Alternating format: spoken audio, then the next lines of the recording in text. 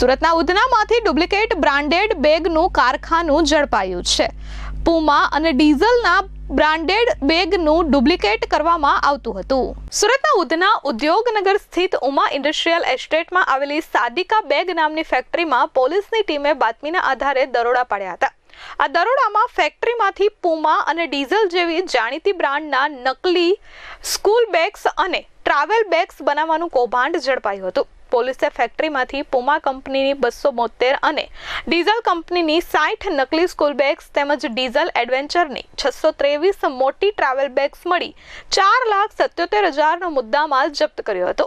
આ કાર્યવાહી ઉત્તર પ્રદેશના નોઈડાથી આવેલા પૂમા અને ડીઝલ કંપનીના ઓથોરાઇઝ રિપ્રેઝેન્ટેટિવ કપિલ મોહન ત્યાગીની ફરિયાદના આધારે કરવામાં આવી હતી. કપિલ ત્યાગીની કામગીરી કંપનીની પ્રોડક્ટ્સના કોપીરાઇટનું ઉલ્લંઘન શોધવાની છે. તેમણે સુરતમાં તપાસ દરમિયાન ઉધનામાં આ નકલી બેગનું કારખાનું ચાલતું હોવાની જાણ થતાં ઉધના પોલીસને જાણ કરી હતી. પોલીસે કારખાનાના માલિક મોહમ્મદ શહેજાદ મોહમ્મદ સત્તાર આલમ અને ઇખ્તિયાર ઇકબાલ અહમદી સલમાની વિરુદ્ધ ગુનો નોંધી તેની ધરપકડ કરી છે. Bureau report S24 news Surat.